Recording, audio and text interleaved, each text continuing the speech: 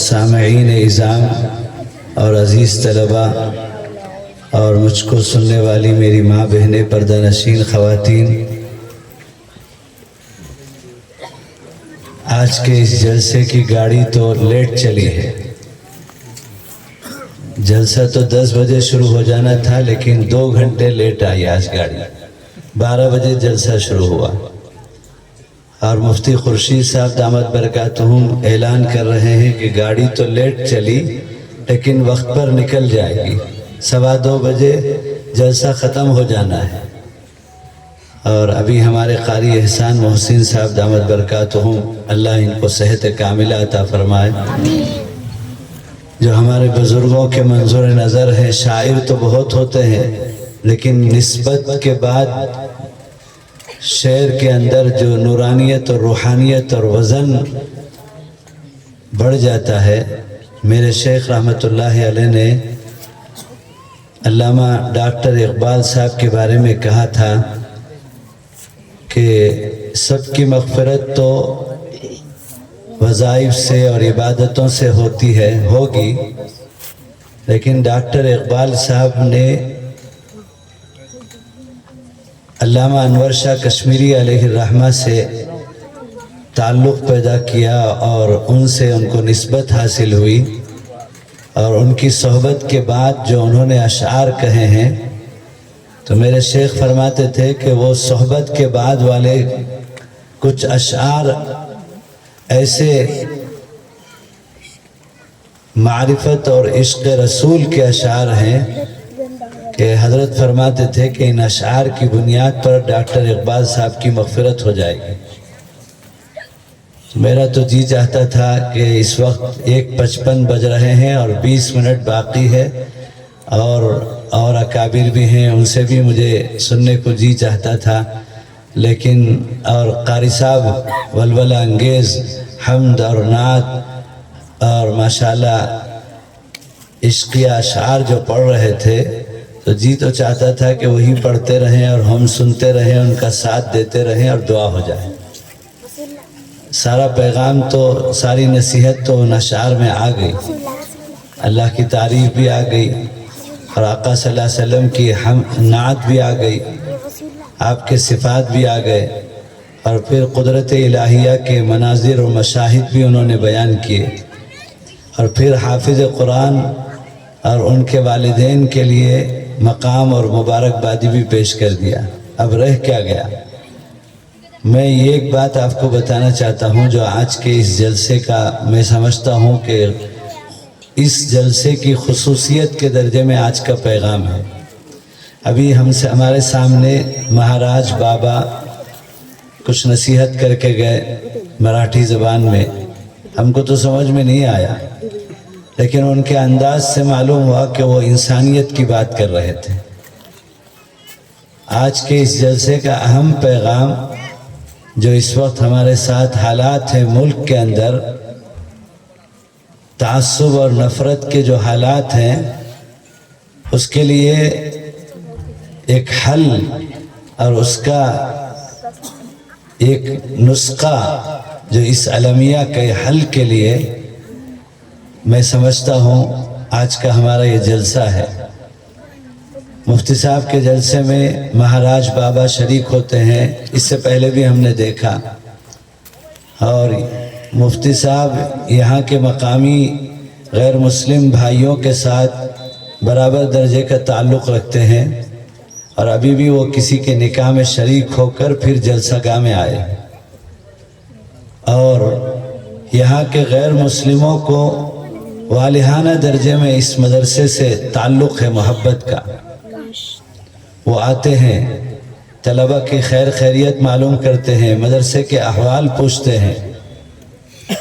تو یہ آج کے اس جلسے کا پیغام ہے کہ ہمارے ان مدارس کی اہمیت اور ضرورت پر طالب علم نے تقریر کیا، علم دین پر طالب علم نے تقریر کیا، ماشاءاللہ ایک سے بڑھ کر ایک۔ اگر نمبر دینے کو کہا جائے تو میں تو سب کو 100 نمبر دے دوں، 100 کے نیچے 90 پر 9، 99، 90 پر 8، 98، इस तरह का कोई फ़र्क मुझे समझ में नहीं आया। माशाअल्लाह छोटे छोटे बच्चों ने पूरे वलवले के साथ, आम तौर पर इस तरह के मौके पर, और यहाँ भी यही हुआ है कि इन बच्चों को रटाया जाता है और रटी हुई तकरीर आकर सुनाते हैं, लेकिन इनके सुनाने में कैफियत का अंदाज़ा हो रहा था कि ये समझकर और जोश और वलवले के साथ, हाल के साथ बोल रहे हैं।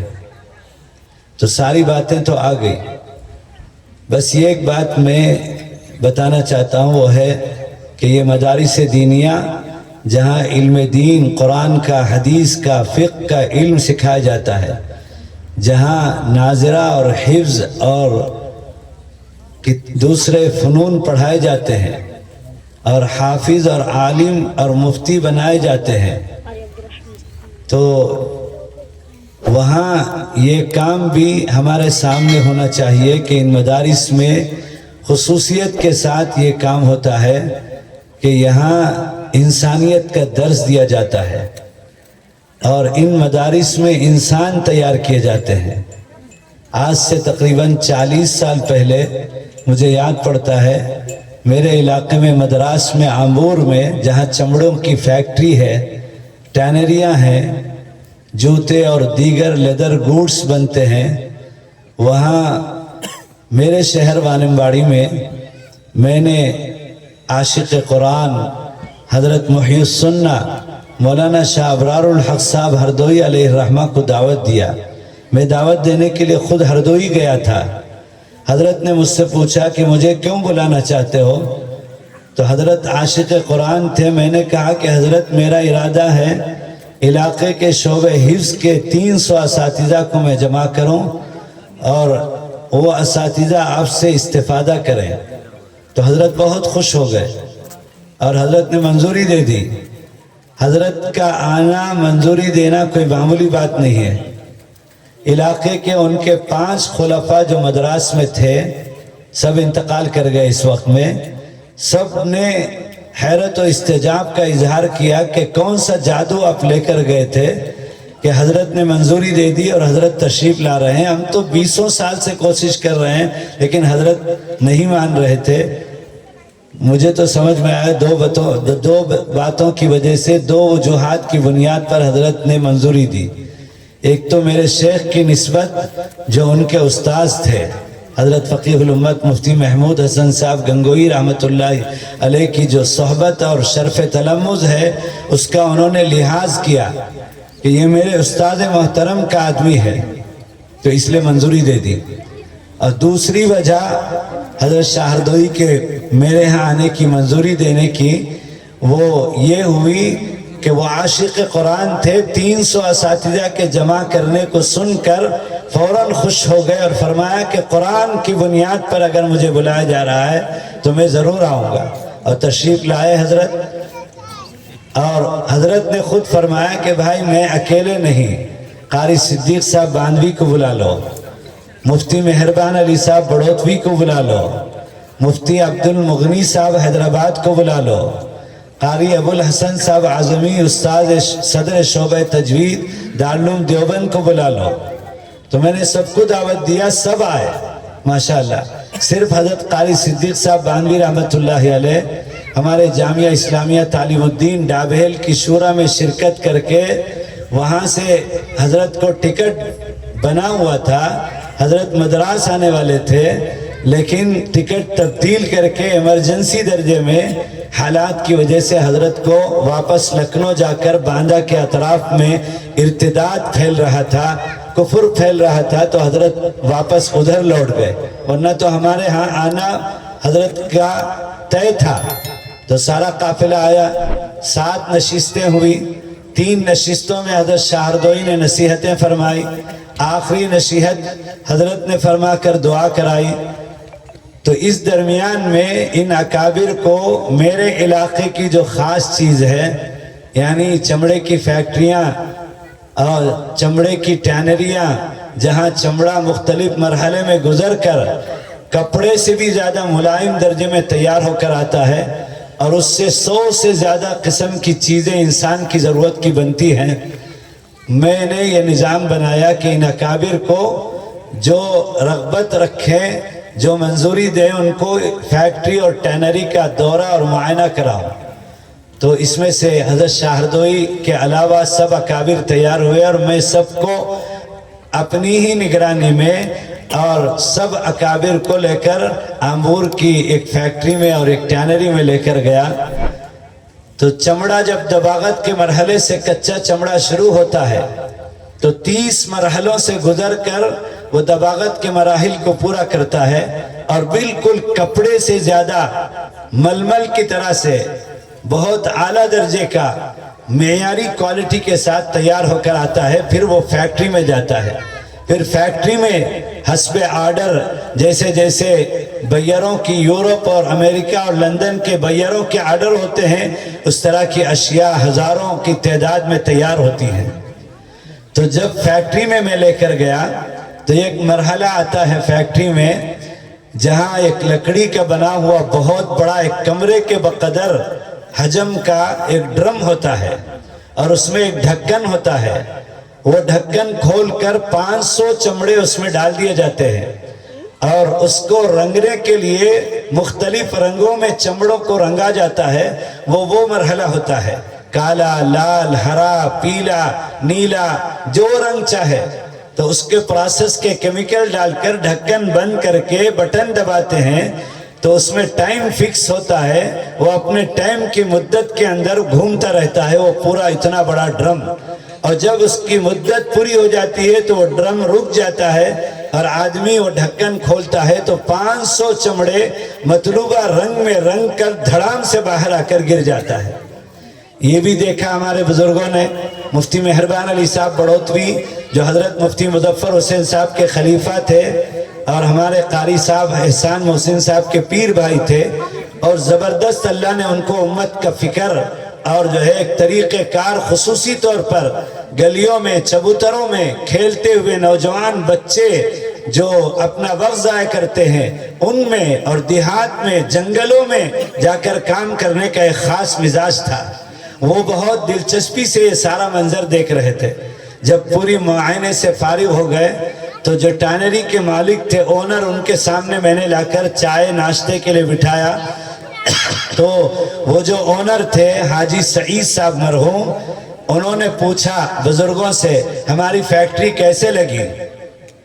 تو سب نے تعریف کری کہ آج ایک نئی معلومات کا اضافہ ہوا کہ چمڑا کچا جانور کا، بکری کا، بکرے کا، گائے کا اور بیل کا اور جو ہے بھینس کا کس طرح سے دباغت کے مرحلے سے گزر کر انسان کے استعمال کے لائق ہوتا ہے۔ آج ایک نئی معلومات کا اضافہ ہوا۔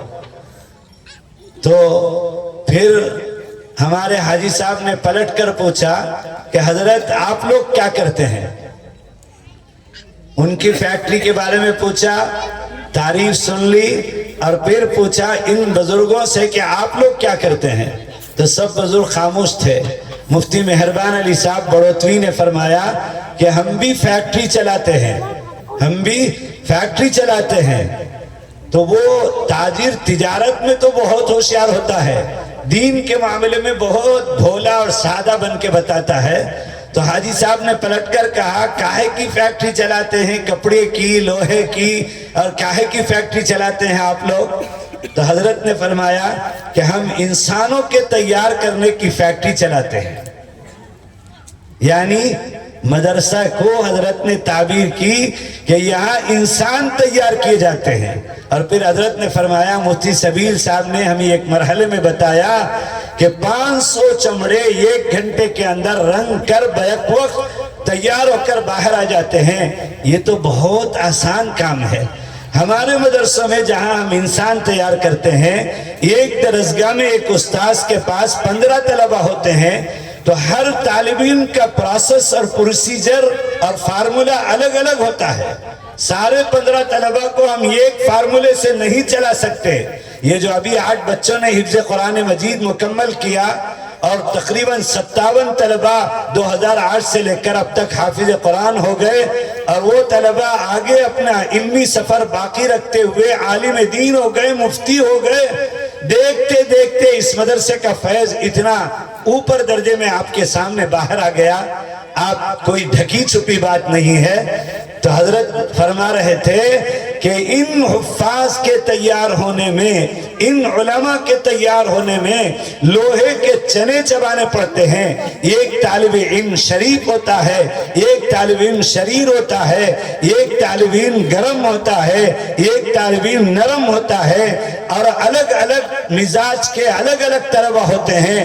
اور استاذ 3 سے 4 سال تک ایک طالب علم کو حافظ قرآن بنانے کے لیے روزانہ نئے نئے مرحلوں سے اس کا حل دے کر اسے آگے لے جاتا ہے، تب چل کر یہ طالب علم حافظ قرآن بنتا ہے۔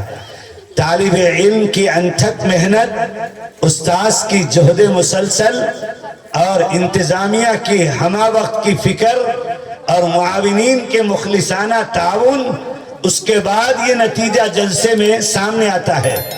یہ کوئی جلسہ ایسے آرٹیفیشل جلسہ نہیں ہے، اور آپ کو اس لیے بلایا جاتا ہے کہ آپ کو معلوم ہونا چاہیے کہ ان مدرسوں میں کیا ہوتا ہے۔ اور میں آپ کو صاف لفظوں میں کہتا ہوں کہ یہ مدرسے جب تک روئے زمین میں باقی ہیں تو دین زندہ ہے تو یہ دنیا کا نظام چلتا رہے گا، اور جس دن یہ مدرسے خدا نہ کرے بند ہو جائیں تو دینی سلسلہ رک جائے گا اور اللہ کا نام لینے والا کوئی نہیں رہے گا، تو پھر دنیا کا نظام اللہ تعالیٰ درہم برہم کر دیں گے۔ یہ مدارس بجلی کے پاور ہاؤس کی طرح سے دین کے پاور ہاؤس ہیں۔ جس مومن کا مدارس سے، علماء سے جتنا تعلق ہوتا ہے اس کی زندگی میں اتنا دین آتا ہے۔ یہ مدارس ہی سے دعوت کے کام کی سیرابی ہے، یہی مدارس سے خانقاہوں کی سیرابی ہے، یہی سے علماء تیار ہوتے ہیں، یہی سے مفتیان اور قضات تیار ہوتے ہیں، یہی سے داعی اور دعات تیار ہوتے ہیں، اور یہی سے خانقاہ کے پیر تیار ہوتے ہیں۔ حضرت مولانا الیاس صاحب علیہ رحمہ دارالعلوم کے ہزاروں فضلاء میں سے وہ بھی ایک دارالعلوم کے فارغ اور فرزند ارجمند ہیں، جن سے اللہ نے تجدیدی طور پر اس قرب قیامت کے زمانے میں 100 سال پہلے آقا صلی اللہ علیہ وسلم کے حکم پر سرپرستی اور رہبری میں دعوت کے کام کا آغاز ہوا، اور آج پوری دنیا میں چپے چپے میں دعوت کا کام پہنچ گیا۔ حضرت مولانا رشید احمد صاحب گنگوئی، حضرت مولانا قاسم نانوتوی، وہ انہی مدارس کے پیداوار اور پروڈکٹ ہیں جن سے اللہ نے لاکھوں مدرسوں کا وجود بخشا، اور ساری دنیا میں اللہ کی صدائیں جو آج گزر رہی ہیں وہ یہی مدارس کی پیداوار ہیں۔ علامہ تقی عثمانی جو اس وقت روئے زمین کے سب سے بڑے عالم دین ہیں، جن کو شیخ الاسلام کہا گیا، وہ مقام اللہ نے عطا کیا، وہ فرماتے ہیں کہ میں دنیا میں ساری دنیا میں گیا، اور اللہ نے مجھے سیر و سیاحت کے لیے نہیں، دین کی ترقی اور ترویج اور اشاعت کے لیے ساری دنیا میں بھیجا۔ دنیا زمین گول ہے جو جغرافیہ میں پڑھایا جاتا ہے، اللہ نے مجھے نقطہ آغاز سے نقطہ اختتام تک دائرے کی شکل میں پوری دنیا میں بھیجا۔ حضرت فرماتے ہیں کہ جہاں کہیں میں گیا تو یہ داڑھی، جبہ، پاجامہ، یہ امامہ اور یہ مسواک، ٹخنوں سے اوپر لباس، اور جو ہے یہ اللہ کی صدائیں، یہ قال رسول کی صدائیں مجھے نظر آئی۔ جہاں میں گیا وہاں پر تو میں نے کھوج کیا کہ یہ شکلیں یہاں کیسے نظر آ رہی ہیں، تو مجھے نتیجہ ملتا ہے کہ یہ دارالعلوم دیوبند کا فیض ہے، یہ مظاہرالعلوم سہارنپور کا فیض ہے، اور یہ مدارس اسلامیہ کا فیض ہے جو ساری دنیا کے چپے چپے میں پہنچ گیا۔ تو انہی مدارس کے سلسلۃ الذہبیہ، سونے کی لڑی اور کڑی کا ایک حصہ ہمارا یہ مدرسہ اسلامیہ ابراہیمیہ بھی ہے، جس سے دیکھتے دیکھتے 60 کے قریب حفاظ پیدا ہو گئے، اور آج کے اس اجلاس میں 8 بچوں نے حفظ قرآن مجید مکمل کیا۔ وہ طالب علم بھی قابل مبارکباد ہیں، وہ حفاظ اکرام بھی قابل مبارکباد ہیں، ان کے والدین بھی مبارکبادی کے قابل ہیں، اور مولانا خورشید صاحب بطور خاص قابل مبارکباد ہیں کہ انہوں نے مدرسے کے اس تکمیل حفظ قرآن مجید کے اجلاس کو، جو بہت ہی زیادہ مقام اور مرتبہ اور اعزاز والا جلسہ ہے، ایک خصوصی نوعیت کے ساتھ پیام انسانیت اور انسانیت کا پیغام جو آقا صلی اللہ علیہ وسلم نے 1450 سال پہلے دیا تھا، اور اللہ نے آپ صلی اللہ علیہ وسلم کو جو مختلف شان اور مرتبے اور مقامات عطا فرمایا، آپ سید الانبیاء تھے، آپ امام الانبیاء تھے، آپ افضل الانبیاء تھے، آپ رحمت للعالمین تھے، تو انہی میں سے اللہ نے آپ کو محسن انسانیت صلی اللہ علیہ وسلم بھی بنایا۔ وہ انسانیت بانٹنے کے لیے آئے تھے دنیا میں، اور بلا تفریق مذہب و ملت انہوں نے سارے انسانوں کے حقوق بتائے جو آج تک قرآن اور حدیث کے اندر محفوظ ہے۔ ان مدارس سے یہی دنیا کو دیا جاتا ہے کہ یہاں سے انسانیت کا سبق دیا جاتا ہے۔ مولانا علی میاں نے پیام انسانیت کی تحریک کی بنیاد ڈالی۔ مولانا علی میاں کہتے ہیں، میں اللہ کی قسم کھا کر کہنے کے لیے تیار ہوں کہ 1400 سال کے بعد بھی میرے اور آپ کے آقا حضرت جناب نبی کریم صلی اللہ علیہ وسلم محسن انسانیت کے وہ اعمال میں، اقوال میں اور ان کے ایک ایک عمل میں آج بھی یہ تاثیر ہے کہ کوئی غیر مسلم 80 سال کا بوڑھا یا کوئی غیر مسلم خاتون 80 سال کی عمر میں آقا کی ایک ادا سے متاثر ہو کر کفر سے توبہ کر کے ایمان میں داخل ہونے کے لیے تیار ہیں۔ مولانا علی میاں فرماتے ہیں، مولانا علی میاں مدارس کے پروڈکٹ ہیں، پیداوار ہیں، مظاہر کے اکابر سے انہوں نے استفادہ کیا، دارالعلوم دیوبند کے اکابر سے استفادہ کیا، دارالعلوم ندوۃ العلماء کے اکابر سے استفادہ کیا، ہند و پاک کے اکابر سے انہوں نے استفادہ کیا۔ مولانا علی میاں کہتے ہیں، میں مدراس جا رہا تھا بذریعہ ٹرین، ناگپور میں ٹرین رکی اور کڑاکے کی سردی کا زمانہ تھا، دانت بجنے کی سردی کا موسم تھا، اور رات کو 2 بجے ناگپور میں ٹرین رکی تو سنترے والوں کی آواز نے مجھے جگا دیا۔ ناگپور کا سنترا بہت مشہور ہے، جو طلبہ گنگو، دیوبند، سہارنپور، ندوہ جاتے ہیں، وہ ٹرینوں سے جاتے ہیں تو یہ کان میں آواز پڑتی ہے، سنترا لے لو، ناگپور کا سنترا لے لو، ناگپور کے سنترے لے لو۔ ٹوکریاں لا کر بیچتے ہیں، دوڑتے ہیں، رات و دن وہاں کے پلیٹ فارم میں آواز چلتی رہتی ہے۔ مولانا علی میاں کہتے ہیں، اس آواز سے میری آنکھ کھلی اور میں نے آہستہ سے کھڑکی کو اوپر اٹھایا تو میں نے دیکھا کہ ناگپور اسٹیشن ہے اور سنترے والے دوڑ لگا رہے ہیں سنترا بیچنے کے لیے۔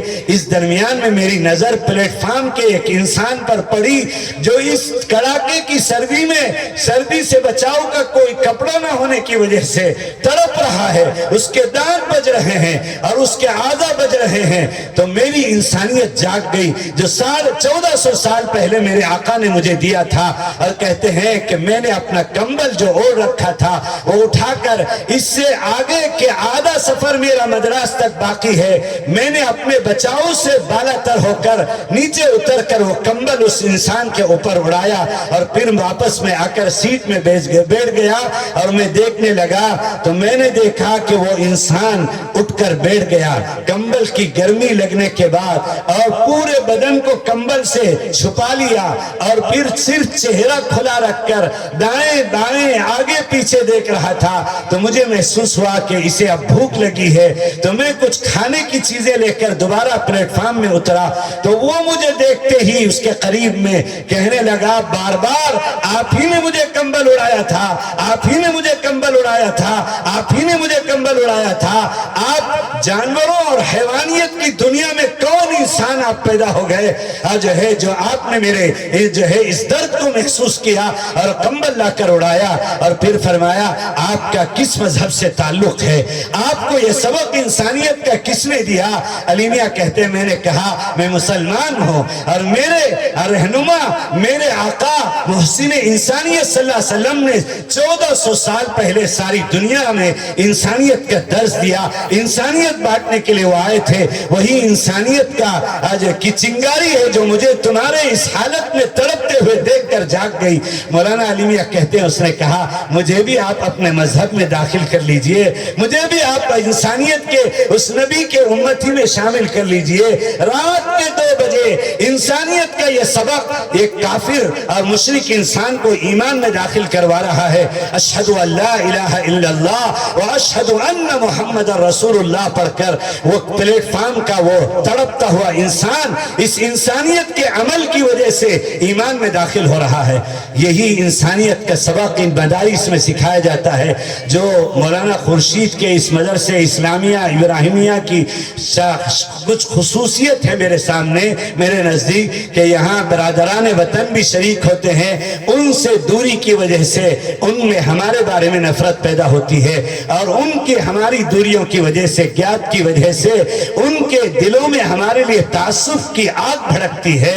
ہم نے ان کو آج انسانیت کا سبق جو ہمارے آقا نے دیا تھا وہ بتایا نہیں۔ اسی کو امیر الہند مولانا سید ارشد مدنی دامت برکاتہم محمد فیوزہم، اللہ ان بزرگوں کے عمروں میں برکت عطا فرمائے۔ ابھی تحفظ اوقاف کا جو مسئلہ چل رہا ہے، میں 1 مہینے تک مسلسل میں اس حال میں بالکل نہیں تھا کہ یہاں آتا، لیکن جو ہے مفتی خورشید نے جب بتایا کہ یہ اکابرین آ رہے ہیں اور قرآن سے متعلق جلسہ ہے، پیام انسانیت سے متعلق جلسہ ہے، اس میں بابا اور جو پجاری اور جو غیر مسلم برادران کے رہنما بھی آنے والے ہیں، تو میں نے کہا کہ میں صرف لاتور نہیں، اطراف میں عثمان آباد اور جو ہے عمرگاہ اور شولاپور کو شامل کر کے 3 دن سے مستقل اور جو ہے نظام کے تحت میں مشغول رہ کر یہاں پہنچا ہوں، اور یہی اجلاس کے لیے میرا سفر، یہی پیام انسانیت کا درس اور اس درد کو لے کر میں یہاں پہنچا ہوں۔ تو میرے دوستو، مدارس کے بارے میں ہم کو عام کرنا چاہیے، عمل سے، قول سے، اخلاق سے، کردار سے، کیریکٹر سے۔ آقا صلی اللہ علیہ وسلم پر اگر کسی برادر وطن نے، کسی دختر وطن نے جان بوجھ کر ہم کو اشتعال دلانے کے لیے اجے آقا کی شان میں اگر گستاخی کی ہے تو کوئی فرق نہیں پڑتا۔ اللہ نے اعلان کر دیا وَرَفَعْنَا لَكَ ذِكْرَكَ، میں نے اپنے حبیب کا مقام اور مرتبہ ہمیشہ ہمیشہ کے لیے بلند کر دیا ہے۔ لہذا میرے دوستو، ضرورت ہے نوجوان بھی، علماء بھی اور عوام بھی آقا صلی اللہ علیہ وسلم کی سیرت کا مطالعہ کریں اور آقا صلی اللہ علیہ وسلم کی سیرت کو عام کریں۔ ہر زبان میں اگر مال دیا ہے تو معتبر کتب سیرت کو خرید کر کالج کے طلباء اور جو تاجر اپنے دوست و احباب اور تعلقات والوں کو تحفہ پیش کریں۔ اسی طرح سوشل میڈیا میں اپلوڈ کریں، اتنا اپلوڈ کریں، اتنا اپلوڈ کریں، اتنا اپلوڈ کریں آقا کی سیرت کو کہ تمام گمراہ فرقے کے تمام چینل کی دھلائی ہو جائے اور کوئی چینل وہاں نظر نہ آئے اور وہاں سے کفر اور شرک مٹ جائے اور گمراہی ختم ہو جائے۔ سوشل میڈیا کے اندر سے کرنے کا کام جو ہمارا تھا ہم نے نہیں کیا، تو سوشل میڈیا کو گمراہ فرقوں نے بھر دیا ہے۔ میرا بیان یا مولانا کا بیان، قاری صاحب کے اشعار سننے کے لیے آج کوئی جانا چاہتا ہے تو ہمارے چینل سے پہلے وہاں قادیانیت کا چینل نظر آتا ہے، وہاں انکار حدیث کا چینل نظر آتا ہے، وہاں ایکس مسلم کا چینل نظر آتا ہے، وہاں انجینئر مرزا کا چینل نظر آتا ہے، وہاں شکیل ابن حنیف کا چینل نظر آتا ہے، وہاں اتحاد بین المذاہب کا چینل نظر آتا ہے، اور ہمارا نوجوان اس کو دیکھنے کے لیے اگر کھولے تو اس میں بھی جادو اور مسمریزم ہے، اور وہ کیچڑ کی طرح سے وہ چینل اسے کھینچ لیتا ہے اور اس کا ایمان سلب ہو جاتا ہے۔ اس لیے میرے دوستو، اچھے اچھے دیندار گھرانے کی اولاد بھی اب گمراہ فرقے کے زد میں ہے۔ آج اس جلسے کا یہی پیغام ہے کہ ایمان سب سے بڑی دولت ہے، اور میرے اور آپ کے آقا صلی اللہ علیہ وسلم ساری انسانیت کو انسانیت کے درس کی شکل میں ایمان کی دولت دینے کے لیے اور جہنمیوں کو جنتی بنانے کے لیے وہ بھیجے گئے تھے۔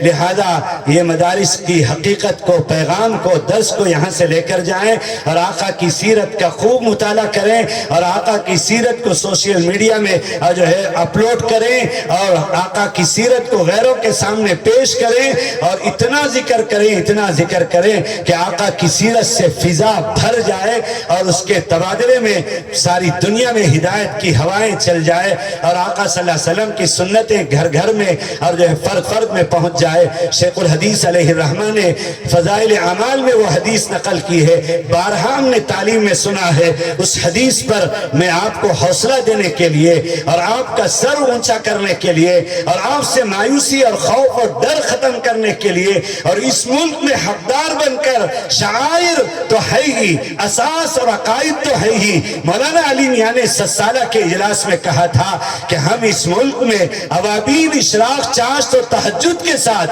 اور داڑھی اور امامے کے ساتھ اور مسواک اور ٹخنوں سے اوپر لباس کے ساتھ جینے کا حق رکھتے ہیں، اور ہم جئیں گے تو اسلام اور دین کے ساتھ اور اساس اور عقائد کے ساتھ اور آداب و سنن اور نوافل کے ساتھ جئیں گے، اور اسی حالت میں ہم مریں گے۔ تو میرے دوستو، یہ عزم، یہ جذبہ، یہ ولولہ اور جو ہے یہ کیا کہتے ہیں پختہ ارادہ اور یہ پیغام، یہ درس آج کے اس جلسے سے لے کر جائیے۔ اسی کے لیے ہم لوگ آئے ہیں، ورنہ تو ہم کو یہاں کوئی تفریح کی چیز نہیں ہے کہ ہم تفریح کے لیے آئے ہیں۔ میں نے تو کہا کہ آج اس جلسے کی کرامت، کامیابی کی، عند اللہ مقبولیت کی علامت یہ ہے، یہ اللہ کا ولی مولانا عبد الرحیم صاحب جو ہے یہ یہاں جلسے میں آ گئے، اور 2 منٹ ان کو بلایا مولانا خورشید صاحب نے، 1 منٹ میں یہ دعا دے کر کے جا کر بیٹھ گئے۔ ایسے کچھ اللہ کے بندے قلندر ہوتے ہیں جن کی توجہات سے یہ سارا نظام چل رہا ہے۔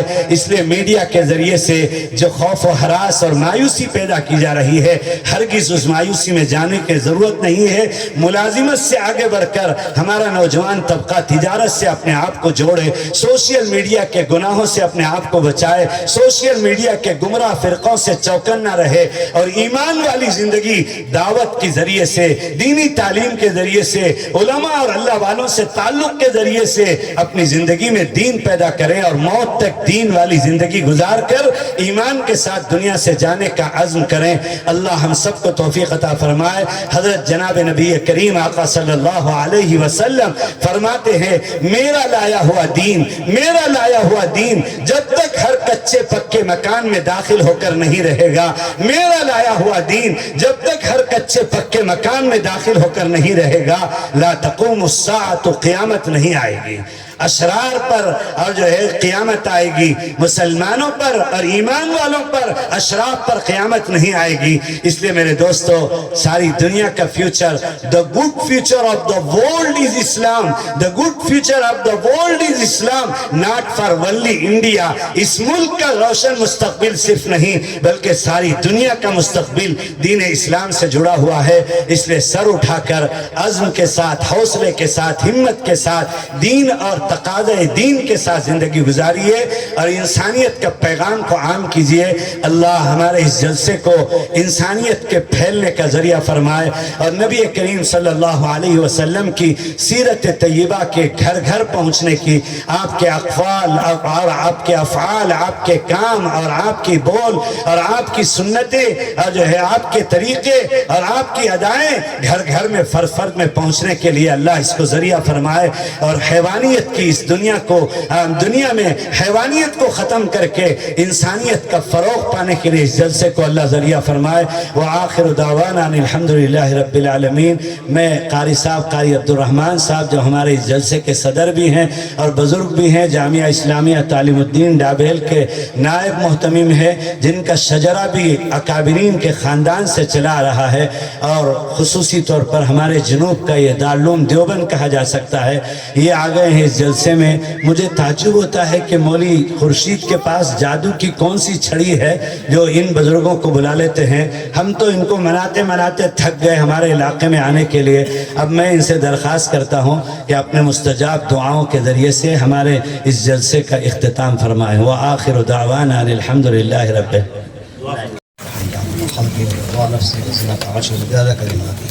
اللهم لك الشكر وإليك الرجاء۔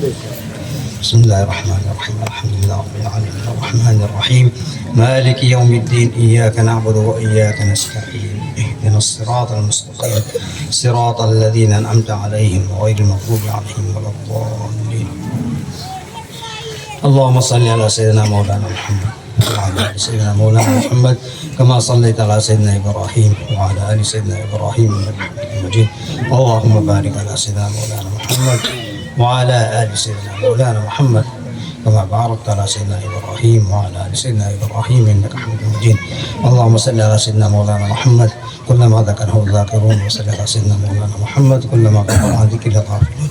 اللهم صل على سيدنا مولانا محمد وعلى آل سيدنا مولانا محمد صلاة تنجينا بها من جميع الأهوال والآفات، وتقضي لنا بها جميع الحاجات، وتطهرنا بها من جميع السيئات، وترفعنا بها عندك على الدرجات، وتبلغنا بها أقصى الغايات من جميع الخيرات في الحياة وبعد الممات، إنك على كل شيء قدير.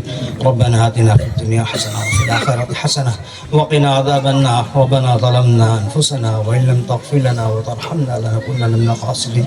ربنا لا تؤاخذنا إن نسينا وأخطأنا. ربنا ولا تحمل علينا إصرا كما حملته على الذين من قبلنا. ربنا ولا تحملنا ما لا طاقة لنا به، واعف عنا واغفر لنا وارحمنا أنت مولانا فانصرنا على القوم الكافرين.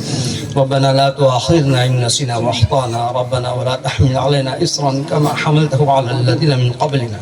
ربنا ولا تحملنا ما لا طاقة لنا به، واعف عنا واغفر لنا وارحمنا أنت مولانا فانصرنا على القوم الكافرين. ربنا لا تزغ قلوبنا بعد إذ هديتنا وهب لنا من لدنك رحمة إنك أنت الوهاب.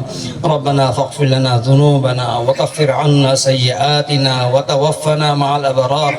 ربنا وآتنا ما وعدتنا على رسلك ولا تخزنا يوم القيامة إنك لا تخلف الميعاد. اللهم وفقنا لما تحب وترضى من القول والعمل والفعل والنية والهدى إنك على كل شيء قدير.